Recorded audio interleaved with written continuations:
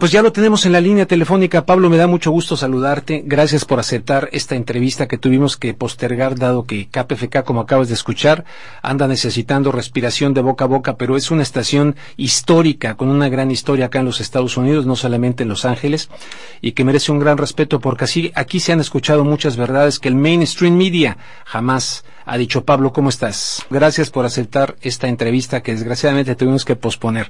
¿Cómo estás? Muy buenas noches. Al contrario, pues con muchísimo gusto de poder platicar ahora sí con todo tu auditorio. Estoy muy contento y muy orgulloso de esta entrevista, no solamente por el medio, sino también por ti. Me da mucho gusto poder tener este intercambio, esta entrevista y este acercamiento con tu auditorio. Pues al contrario, muchas gracias. Pablo, primero que nada estaba yo aquí más o menos dando un poquito de datos que saqué acerca de ti, de tu familia, de tu padre, de tu abuelo, de tu participación en el PRD, ahora Morena. ¿Qué más le puedes tú decir a la audiencia que nos está escuchando, no solamente acá a través del 90.7 FM de Los Ángeles, sino que muchísima gente nos sintoniza a lo largo y ancho de los Estados Unidos y mucha gente también desde México a través de kpfk.org? Si tú pudieras decirle así a la gente, ¿quién es Pablo Sandoval? Al margen de tu candidatura, ¿qué les dirías? ¿Quién eres? Porque ya dije que si conociste a los de los huesos y las calaveras ahí en Yale. No, mira, la verdad es que soy un hombre de izquierda, así me defino yo, alguien que cree en la libertad, en la igualdad, en la justicia, y creo que así me han educado, así fui sensibilizado, digamos, a que cuando hay injusticias pues hay que empeñarse por transformar esa situación. Nosotros decimos que es necesario darnos cuenta que las cosas que pasan en la sociedad no son tragedias, pues, es decir, se puede cambiar. A mí me enseñaron, por ejemplo, que la economía no es un fenómeno natural, que se puede modificar, que se puede cambiar, que el derecho, por ejemplo, es una cuestión que existe a partir de los hombres y que eso, y las mujeres, pues, de la sociedad, y que eso implica que se puede modificar. Y, en fin, que esto no es, digamos, lo que está pasando, por ejemplo, en el estado de Guerrero, no es una tragedia, no es algo natural, y que no debemos acostumbrarnos a lo que está pasando en nuestra sociedad guerrerense. Bueno, sí es una tragedia, pero sé lo que quieres decir, que no es un fenómeno natural, no es como si venga un ciclón, como si venga un terremoto, o sea, una tragedia como fenómeno natural, sino que realmente se trata de una tragedia, pero que hubiera sido evitable, ¿no? Eso es lo que quieres decir, ¿no? Exacto. Lo que quiero decir es que hay responsables de eso, hay responsables de lo que está pasando en el estado de Guerrero. Yo digo también en el país, en México, hay responsables de la gran tragedia que estamos teniendo en diversos ámbitos, en la seguridad, en la economía, y decimos que esto no es una tragedia, como bien dices tú, no es un fenómeno natural, no es un ciclón, no es un tornado, sino al contrario, esto es algo que se ha definido y que se puede definir de otra manera, y por lo tanto hay que tomar acciones, hay que participar, hay que esforzarnos por sumar, es decir, sí se pueden construir mayorías, sí es posible que colectivamente se cambien cosas, y aisladamente es muy difícil hacer cosas. A este sistema que se está imponiendo le es muy fácil imponerse contra los individuos, pero contra los colectivos, contra las sociedades, nosotros decimos no se puede. Cuando el pueblo se une, cuando el pueblo decide cuál va a ser su destino, cuál va a ser su futuro, eso no se puede modificar, es decir, no se puede, ¿cómo decírtelo? No se puede combatir, digamos, eso se debe obedecer, así es como los pueblos escriben la historia, así es como se toman las decisiones colectivas. Entonces nosotros decimos eso, es necesario en este momento para Guerrero decidir juntos, decidir colectivamente las mayorías qué es lo que queremos, y aquí eso es a lo que estamos llamando a los guerrerenses, a que decidamos juntos el futuro del estado de Guerrero. Pablo, soy alguien que cree en que se puede modificar esa historia de corrupción que hay en el estado de Guerrero, y alguien que está decidido a hacer algo, no importa desde qué trinchera. Es decir, nosotros decimos, no hemos estado esperando, ¿verdad?, los puestos, los cargos públicos, sino que hemos estado haciendo cosas desde antes y vamos a seguir haciendo cosas aún después de todo esto. Tú vienes, Pablo, del Partido de la Revolución Democrática, que muchos, yo personalmente no, pero muchos creyeron en su momento que era la reserva moral política de México, y muchos, ahí sí incluido yo, vemos que evidentemente no fue así. Tú has comentado que el Partido de la Revolución Democrática, del cual fuiste parte, ya tuvo su oportunidad para gobernar y hoy toca a la verdadera izquierda, son palabras tuyas, verdadera izquierda, que está representada en Morena. ¿Cómo convencer a tantos mexicanos legítimamente desencantados de la política y de los políticos en general, aunque haya diferencias, que yo sí lo creo que las hay, cómo convencerles de que Morena es la verdadera izquierda? ¿Por qué es la verdadera izquierda? Mira, nosotros decimos, bueno, yo afirmo que la izquierda tiene algunas características, ¿no? Es decir, lucha por la igualdad, lucha por la libertad, por la justicia, lucha por el cambio, y nosotros afirmamos que no lucha contra la corrupción. Aquí en Guerrero no pasó eso. En México está quedándose vacía el PRD, es decir, a mí me llama mucho la atención que los partidos de izquierda, los movimientos de izquierda en general, tienen a intelectuales, por ejemplo, a la gente de la cultura, intelectuales, académicos a su alrededor. En el PRD dejó de ser así. En el PRD, decimos, dejó de tener apoyos de ese tipo. Dejó de tener a personalidades dentro de él que han luchado por estas cuestiones de libertad, de igualdad, de justicia. Y se fue quedando con una burocracia que se apoderó de ese partido y ha ido traicionando los principios de la izquierda.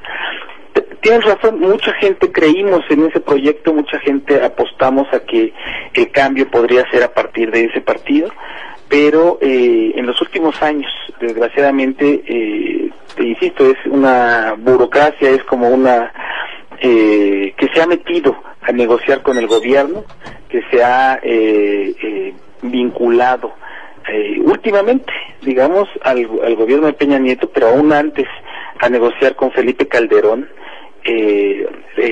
no solamente reformas, sino en esta lógica que se llamaron concertaciones a partir de Salinas de Gortari, de poder pactar, por ejemplo, reformas constitucionales a cambio de cuestiones electorales o de veto a saber, que la verdad es que no sabemos que hayan negociado los chuchos, que son los que ahora están mandando en el PRD, que están decidiendo las cosas, y también vemos que se transformó en un partido que no toma las decisiones democráticamente, que no respeta sus propios estatutos, que no respeta las reglas.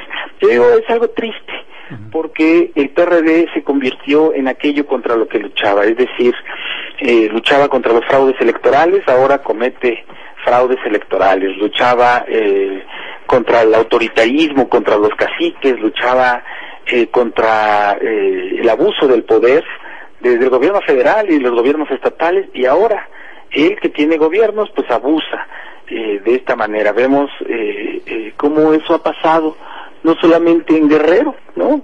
Claro, Guerrero es la cuestión más decadente de esto que está pasando dentro del PRD, pero en otros estados también pasa. Y decimos, luchaba contra la corrupción y ahora tiene a sus propios corruptos. Y lo más trágico que pasó con el PRD es que empezaron a llegar la gente contra la que se estaba protestando, contra la que se estaba luchando. Es como si Salinas entrara al PRD.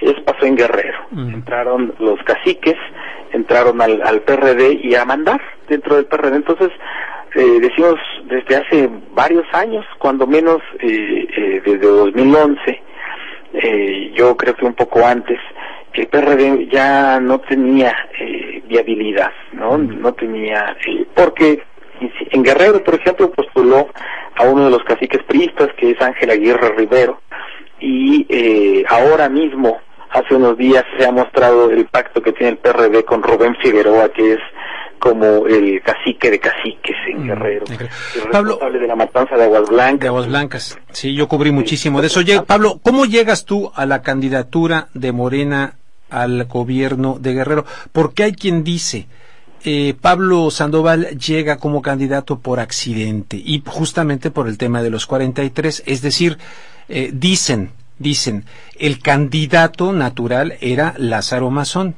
Pero cuando se da esta cuestión de los 43 en Ayotzinapa y se descubre o se sale a la luz que Lázaro Mazón tenía vínculos, de hecho él reconoció, con Abarca, el alcalde de Iguala, entonces Morena opta por Pablo Sandoval. ¿Qué le dices tú a la audiencia? ¿Cómo llegas a la candidatura de Morena? Que muchos han cuestionado los métodos también de Morena, inclusive Julio Hernández en Astillero, en La Jornada, etcétera, ¿no? Mira, hay una realidad que es que la desaparición de los 43 estudiantes de Ayotzinapa modificó todo el escenario político en Guerrero. Yo afirmo que en el país, pero en Guerrero contundentemente. Todos los candidatos de los partidos se modificaron.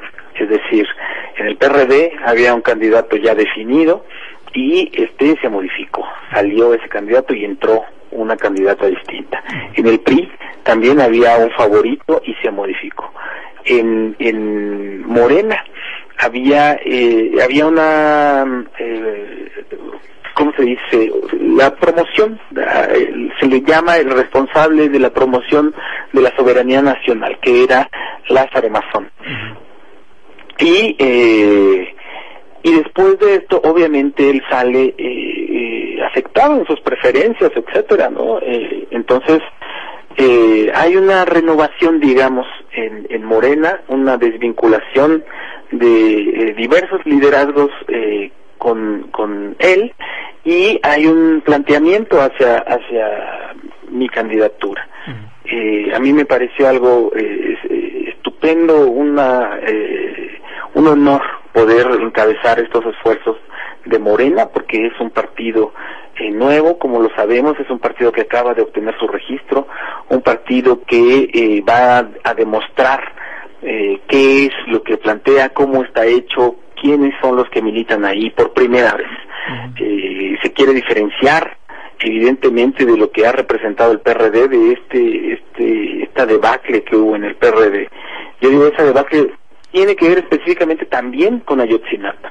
Te decía hace un momento, el PRD se convirtió contra lo que luchaba porque ahora está justificando, o estuvo justificando, a los gobernantes que estuvieron vinculados con la desaparición de los estudiantes. Entonces, eso ya no es posible tolerarlo, ¿no? Y entonces decimos nosotros, hay una situación en el estado de Guerrero muy específica en torno a los candidatos. Yo digo, nosotros tenemos en Morena esa oportunidad, digo yo, que es transformar el estado de Guerrero, llevarlo hacia otro lugar, porque la gente se da cuenta. Obviamente el pueblo de Guerrero, el pueblo en general de México es inteligente, no sabe lo que está pasando, y aquí lo que pasó es que ese gobierno estaba vinculado con el gobierno de Abarca, estaba vinculado con cuestiones del crimen organizado, el gobierno del estado estaba vinculado con la corrupción y quería solapar a este gobierno de Abarca, y yo digo, incluso hay más vínculos que se tienen que investigar en torno a todo esto. Obviamente esto movió todo el escenario, todo el tablero político, y da oportunidad a que se renueven cosas. A mí me parece muy sano, muy específicamente en este momento, que haya aire, digamos, en la política de Guerrero. En ese escenario es que se da esta oportunidad, y yo evidentemente tomo ese desafío, porque es un gran desafío, Y yo insisto en que es una gran oportunidad porque el Estado de Guerrero está en una situación límite por todo esto. La pobreza, la marginación, el analfabetismo, obviamente la violencia y lo que pasó con los estudiantes de Ayotzinapa, pero lo que pasa con los presos políticos, con la organización de la gente que se está viendo reprimida por un gobierno autoritario. Y mi diagnóstico es que estamos en una situación límite y que el pueblo de Guerrero tiene que construir una salida. Yo apuesto porque esa salida sea una salida pacífica, sea una salida que podamos canalizar por la vía de Morena y que podamos construir una nueva realidad, un nuevo pacto social, digo yo, que tengamos leyes diferentes y que por primera vez tengamos un gobierno popular, un gobierno que implique cuestiones distintas, que pueda establecer mecanismos en los que el pueblo tenga poder.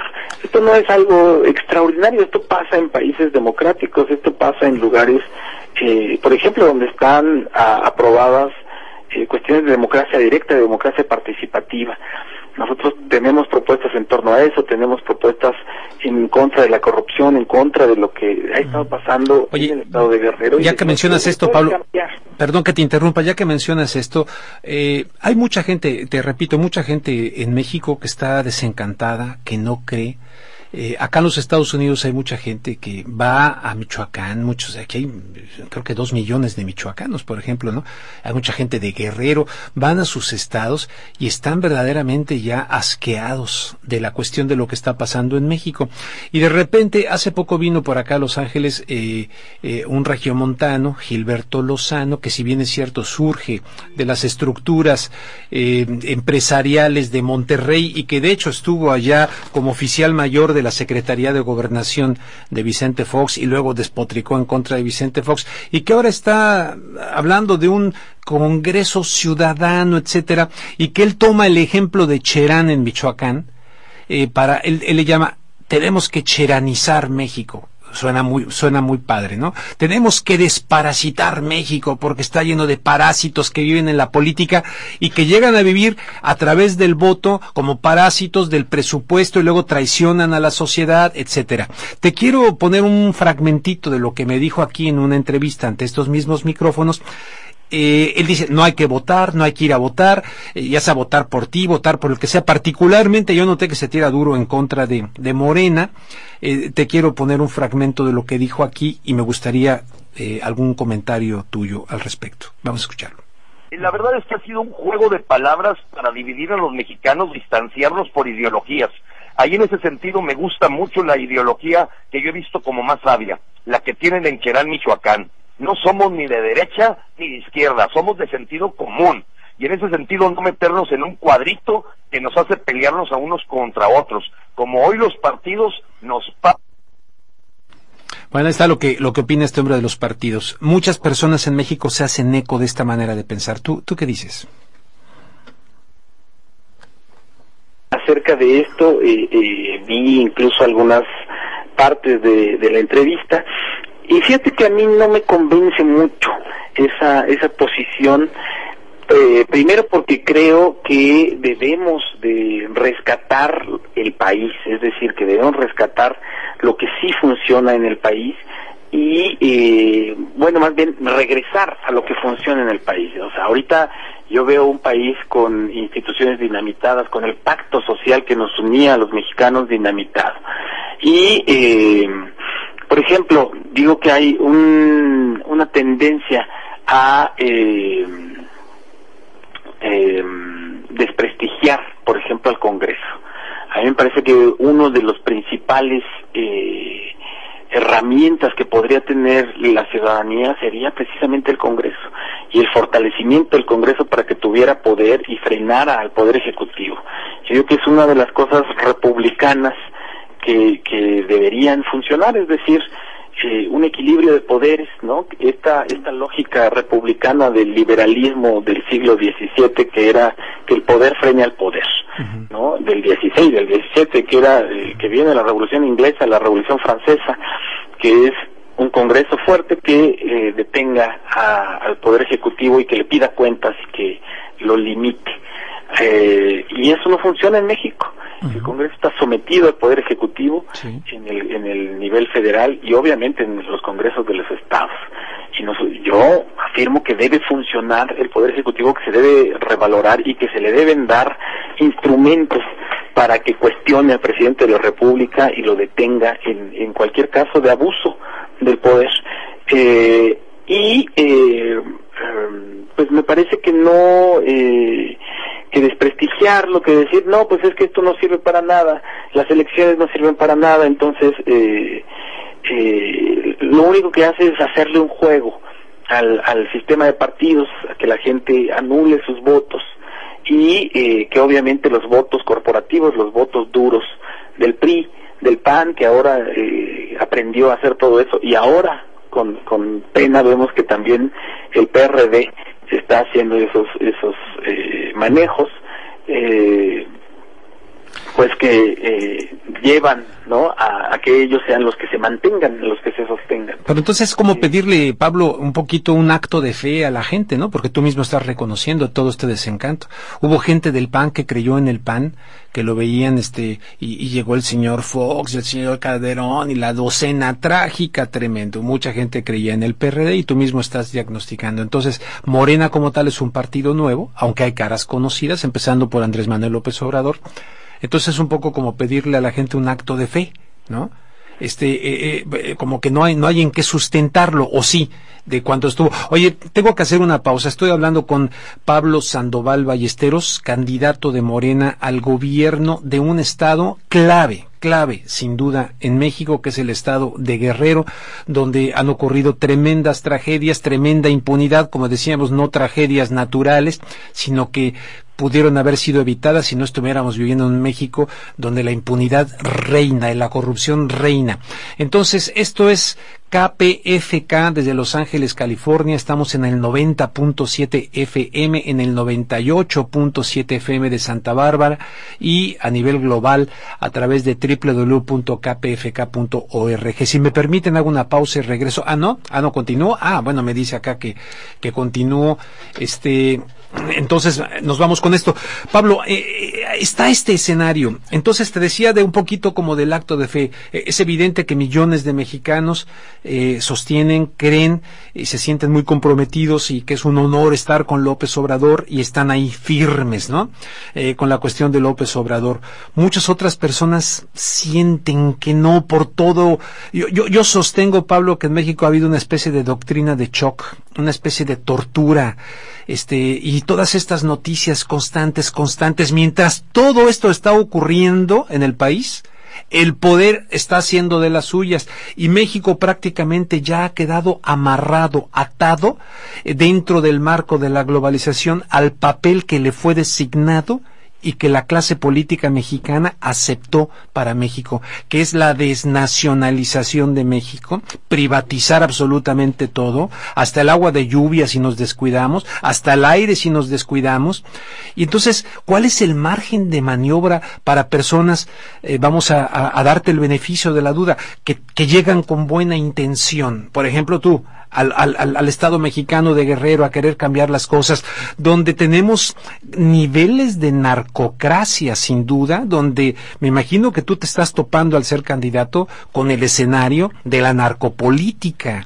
Y mucha gente está consciente de eso y parece ser que no ve la luz al final del túnel para México. ¿Me explico, Pablo? Sí, claro. Mira, yo afirmo que no es un acto de fe esto, no es una cuestión de creer a ciegas en nada, ¿no?, sino de analizar lo que está pasando, de racionalizar y de decidir inteligentemente, decidir dignamente también. Mira, nosotros vemos lo que está pasando, analizamos lo que está pasando en el contexto nacional, el modelo privatizador, el modelo neoliberal que hay en el país, que hace que nos arrebaten los recursos naturales que tenemos, que hayan decidido el gobierno de este país entrar en un esquema en donde al país se le quiere poner como proveedor de mano de obra muy barata, baratísima, y como proveedor de recursos naturales. No quieren desarrollar la tecnología, no quieren desarrollar las universidades, no quieren desarrollar nada en el país. Están sometidos a un papel vergonzoso, digo yo, que no tiene nada que ver con la historia del pueblo mexicano, con la historia de las luchas del pueblo mexicano. Estos cuates están dispuestos a privar hasta a su abuelita, ¿no? Exacto. La cuestión de las privatizaciones es un modelo que empezó con Carlos Salinas de Gortari, claro, tal vez desde Miguel de la Madrid, pero implica esto, la baja tendencial del salario. Hoy han aceptado los gobiernos oficialmente que ha perdido más del 75% del poder adquisitivo en los salarios, y la privatización de los recursos naturales. Todas las fortunas más grandes del país se construyen a partir de concesiones del Estado. Es decir, una concesión que son las telecomunicaciones, tenemos al hombre más rico del mundo. Otra concesión que son las señales de radiofrecuencia para la televisión, ahí están los multimillonarios también, Azcárraga y Salinas Pliego. Tenemos las minas, ¿no? También, y como tú decías, las playas que están tratando de privatizarlas, están tratando de privatizar el agua, ahora acaban de intentarlo en el Congreso, y así va la historia de este país, de privatización en privatización, generando además monopolios, generando beneficios para sus amigos, para los amigos cercanos al régimen, a los presidentes en turno. Y ahora vemos esta gran tragedia que acaba de ocurrir con las grandes reformas estructurales que hay en el país, que han dinamitado, digo yo, el pacto social que nos unía, es decir, la Constitución de 1917. Uno cuando iba a la escuela, ¿no? En la primaria nos enseñaban cuáles son los 3 artículos más importantes de la Constitución mexicana. El artículo 3, que habla de la educación, bueno, pues reformaron la educación y ahora hay un gran problema con los profesores, quieren privatizar la educación. El artículo 27, que habla de la propiedad de la tierra y la propiedad de los recursos naturales, bueno, pues ahí están privatizando el petróleo y están queriendo privatizar el agua, han modificado la ley minera para entregar nuestros recursos a las compañías extranjeras, canadienses destacadamente. Y el artículo 123 también nos enseñaban que era muy importante y que habla de el trabajo, y obviamente modificaron la Ley Federal del Trabajo y ya está todo el reconocimiento de esa entrega que están haciendo de la fuerza laboral a grandes empresas transnacionales para que no tengan ningún costo al venir a establecerse aquí. Yo te decía, esto habla de un modelo que están haciendo, un modelo privatizador, un modelo que atenta contra el pueblo de México, contra el desarrollo del país, que es muy contrario a los intereses nacionales. Por ejemplo, económicamente, vemos cómo va el supuesto mejor secretario de Hacienda del mundo, se otorgaron un premio ahí, el secretario de Hacienda mexicano, Videgaray, y no da una en cuestiones económicas. Se tienen que ir reduciendo las expectativas de crecimiento, todos los indicadores económicos están mal, no hay algo que esté haciendo bien el gobierno de Enrique Peña Nieto en materia económica. Entonces vemos cómo es mentira que el modelo neoliberal esté desarrollando al país, esté beneficiando en algo las privatizaciones al país. Vemos, por ejemplo, cómo modificaron la ley, la llamada ley Televisa, ¿no? La ley de telecomunicaciones. Algo muy importante que no se dice mucho es que lo que lograron hacer con esa reforma es abrir al capital internacional, al capital extranjero, todo el mercado de telecomunicaciones, y eso implicará pues que vengan otra vez, ¿no? Algo que habían dicho que no iban a hacer, a entregar recursos a las empresas extranjeras. Ya, oye, ya que hablas de eso, Pablo, te interrumpo tantito. Por ejemplo, Guerrero, tú lo sabes mejor que yo, forma parte de la principal franja de oro del país. Exacto. Y de acuerdo con el Sistema Integral de Administración Minera de la Secretaría de Economía, en el estado hay actualmente 705 concesiones mineras vigentes. Estamos hablando de una superficie de 1.317.452 hectáreas. ¿Tú qué harías si llegas como gobernador de Guerrero? Que estás consciente de esta situación, lo acabas de mencionar, y los canadienses, ¿verdad?, que están sobre este territorio vasto en México, pero Guerrero formando parte de esta principal franja de oro. Llega el gobernador Pablo Sandoval, ¿y qué va a hacer en contra de todos estos monstruos? Mira, aquí hay un gran problema en el país. Por ejemplo, hay la cuestión del fracking en la zona norte del país, pero las cuestiones mineras, específicamente en Guerrero. Hay una cosa que nos ofende mucho a los guerreros: ya han concesionado, se han entregado concesiones de la mitad del territorio guerrerense a esas empresas. Sí. Y entonces aquí tenemos un gran problema, porque se generó una nueva ley minera, aprobada recientemente por los senadores y votada incluso por algunos senadores guerrerenses, que es una vergüenza. En esa ley se dice que la actividad prioritaria del Estado es la minería. La prioritaria, es decir, no hay nada sobre no es la vivienda, no es la conservación del medio ambiente, no es la conservación de la vida, digamos, no importa nada. Lo que importa es la explotación minera. Obviamente esta explotación se va a hacer a través de privados, ahora sabemos de extranjeros. ¿Y sabes cuánto pagan las empresas por cada hectárea que explotan? ¿Cuánto? Pagan 5 pesos. 5 pesos. De 5 a 50 pesos. Esto quiere decir menos de 30 centavos de dólar por hectárea. Es una vergüenza lo que está pasando, porque eso implica, a nadie les cree que van a sacar oro. La principal mina de oro hoy mismo está en Iguala. ¿En Iguala? En Iguala, y nadie les cree que están pagando solamente 5 pesos por hectárea. Obviamente aquí hay un sistema de corrupción profundo, que esas empresas le pagan a los gobernantes en turno, porque esto es federal, ¿verdad? Esto lo maneja Enrique Peña Nieto directamente y los funcionarios federales. Y le dan dinero bajo la mesa. Es evidente, porque nadie en el país, en el mundo, piensa que van a cobrarles tan poco a ninguna empresa sobre esto que están explotando. Se debería cobrar evidentemente por el material extraído, por el oro que se vende a los precios de cotización internacionales, etcétera. Y debería haber beneficios para los lugares donde se saca. No es así. Además, está aprobada un sistema de explotación minera que está prohibido en muchos lugares del mundo, y específicamente en Canadá.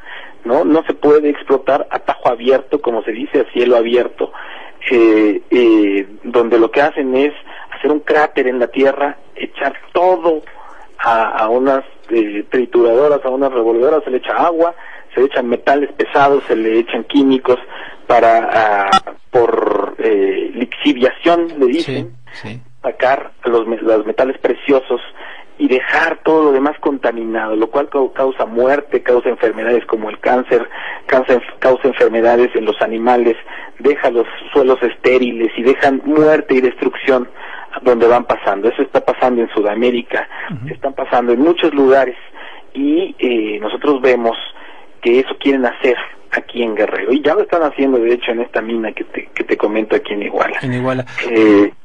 Por cierto, en su momento la policía comunitaria, Pablo, la policía comunitaria esta guerrerense de la que forma parte Nestora Salgado, que te voy a pedir tu opinión, porque ya van 24 días en ayuda de Nestora Salgado.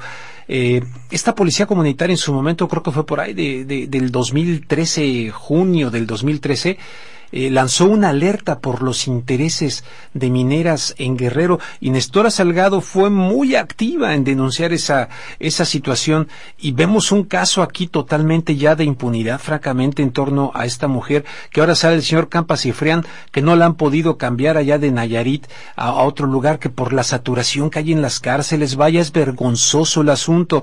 Tú has dicho que si llegaras al gobierno, uno de estos primeras medidas sería la liberación de Nestora Salgado. ¿Está dentro de tu ámbito eso?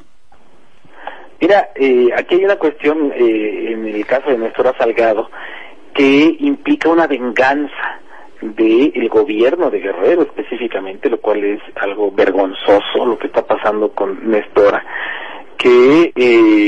porque ella obviamente no cometió ningún delito.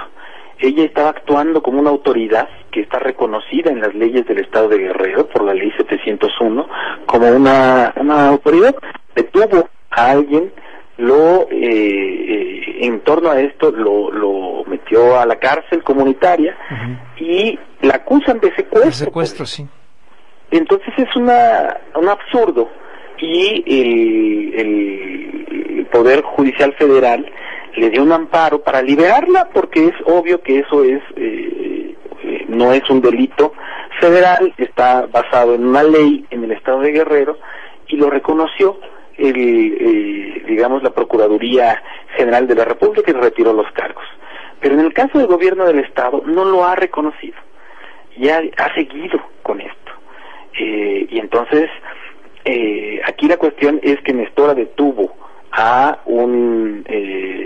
alguien que estaba vinculado con el poder estatal, ¿verdad?, con el gobierno, y entonces lo que están haciendo es vengarse de ella con todo esto. Ahora solamente hay una orden de aprehensión que tiene que ver con el gobierno del Estado, con el poder estatal. Entonces yo digo, eso tiene que retirarse esos cargos por parte del gobierno del Estado, y dejar que liberen a Nestora. Nosotros nos hemos comprometido a que el primer día de gobierno quitaremos esos cargos para que pueda ser liberada Nestora. Ahora mismo hemos exigido que la liberen. El gobierno del Estado podría hacerlo ya mismo. Y, por ejemplo, ahora en este trámite que están haciendo sus abogados para que salga de un penal de máxima seguridad, sí, vemos como la esposa de Abarca no está en un penal de máxima seguridad, sí, pero a Nestora sí la tienen en penal de máxima seguridad. A la otra señora la trataban con mucho cuidado, mucho respeto, y a Nestora la tratan como si fuera la peor de los delincuentes. Decimos, esto es algo indigno incluso inhumano. Nos hemos solidarizado con la lucha de Nestora, estamos preocupados por su salud ahora mismo, y estamos exigiendo que se le libere. También hay otros presos políticos en el Estado. Es algo increíble que en el Estado de Guerrero siga habiendo la práctica de encarcelar a los luchadores sociales e inventárseles cargos. Yo he propuesto una modificación a la ley para desaparecer el concepto de prisión preventiva, es decir, esto es lo que se hace en Guerrero. En el país, digamos que un gobernante poderoso le levanta cargos a alguien, y aun cuando no se le haya juzgado, violando el principio de presunción de inocencia que ya está reconocido en la Constitución y en los tratados internacionales, se le quita la libertad porque alguien dice que probablemente cometió un delito. Entonces yo digo, no, aquí debe desaparecer eso, porque solamente se encarcela a los luchadores sociales y nunca se encarcela a delincuentes. Entonces, bueno, queremos que no se repita, queremos que se le libere, pero que se le resarza, y que además la policía comunitaria, yo me he comprometido también a que se le reconozca constitucionalmente como el cuarto nivel de gobierno, porque el sistema comunitario no implica solamente a la policía, sino también a autoridades comunitarias, a un sistema de organización comunitaria que implica educación, por ejemplo, que implica una universidad intercultural, que implica el reconocimiento de nuestros pueblos originarios, pueblos indígenas que se le ha llamado, pero son nuestros pueblos originarios que tienen una sabiduría milenaria, que tienen un sistema de justicia, este sistema de justicia que ha servido durante cientos de años. y a diferencia del sistema de justicia occidental, es eficientísimo. El sistema de justicia occidental en México tiene una eficiencia del 3 al 5%. Es decir, de cada 100 delitos que se denuncian, solamente 3 o 5 acaban con alguna con una condena por parte de un juez. En el caso de el sistema comunitario está arriba del 90% su efectividad, y han bajado los índices delictivos en diversos lugares del estado de Guerrero. Yo digo que hay que respetar ese sistema, que tenemos que cuidar ese sistema, porque ahora mismo se le ha querido vincular, por ejemplo, con las autodefensas, y no es lo mismo. El sistema comunitario es muy distinto que las autodefensas, por ejemplo, que surgieron en Michoacán. Entonces,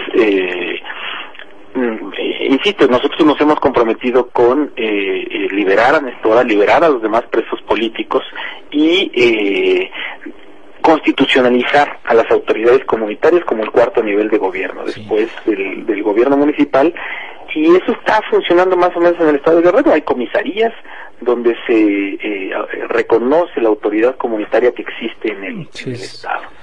Oye, Pablo, me estoy acercando al final del programa, se va volando siempre, hay muchísimos temas, pero ahorita que estabas mencionando de las comunidades ancestrales, los pueblos originarios en Guerrero, pues no puedo evitar el preguntarte cuál es tu opinión sobre el señor Lorenzo Córdoba del Instituto Nacional Electoral, que ofreció disculpas tras haberse burlado en privado, sí, en una grabación ilegal, sí, correcto, pero denotando un sentimiento muy sincero de su parte por este encuentro que tuvo, y luego los volvió a citar y les ofreció disculpas. En fin, ¿qué opinas de esta burla que hizo de la condición indígena o de estos indígenas el encargado de las elecciones del Instituto Electoral en México?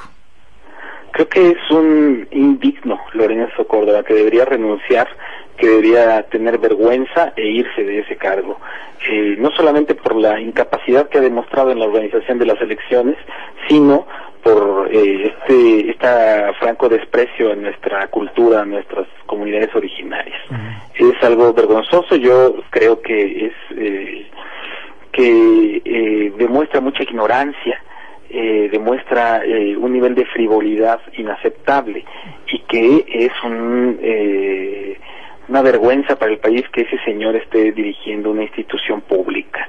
Creo que debería, es una institución autónoma, es una institución que se supone promueve los valores de la democracia, que educa en esos valores, que capacita, que educa, que promueve la democracia, y obviamente este señor no puede hacer nada de esto, ¿no?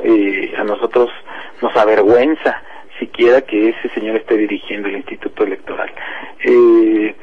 Y bueno, nosotros decimos al contrario, debemos revalorar la aportación que han hecho nuestras comunidades originarias a la formación de nuestro país, al fortalecimiento de nuestro Estado. Yo insisto, nosotros estamos orgullosos de las policías comunitarias.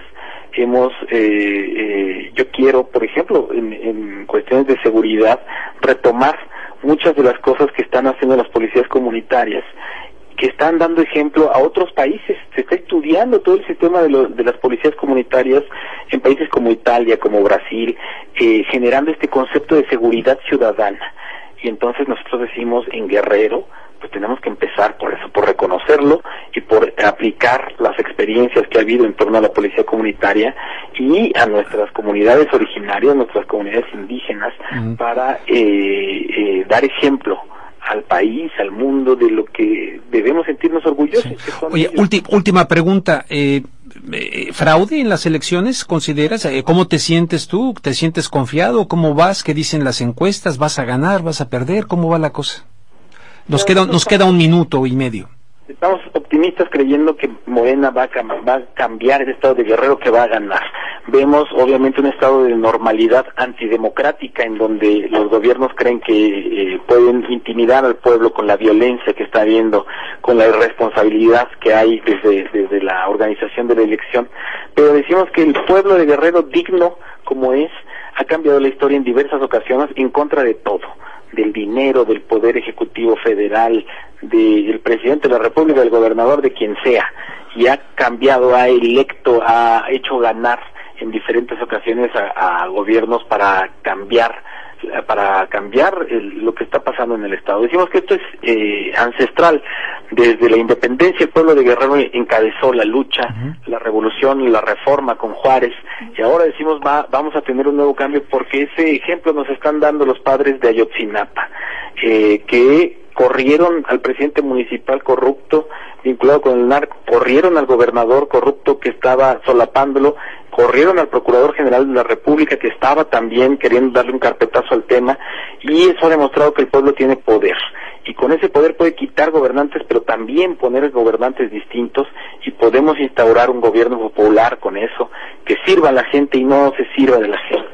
Decimos que vamos a combatir la corrupción y poder establecer un estado de bienestar en Guerrero, donde podamos cambiar la realidad que nos está ofendiendo con con estos partidos políticos de siempre, con tanto cinismo que tienen. Oye, pero también los padres de Ayotzinapa se han deslindado de todos los partidos, incluido de ustedes, ¿no? De Morena. Hubo una propuesta de López Obrador para que les apoyaran, ellos dijeron no, y muchos de ellos también están en la cuestión de no apoyar a los partidos políticos. Mira, nosotros orgullosamente también, muchos intelectuales, artistas, etcétera, han llamado a los movimientos sociales a que no estamos confrontados, a que el proyecto que estamos planteando, el proyecto con Morena, no está siendo confrontando, sino al contrario, está fortaleciendo la lucha en contra del autoritarismo que hay en Guerrero, y esto lo ha afirmado personas como Lorenzo Meyer, Elena Poniatowska,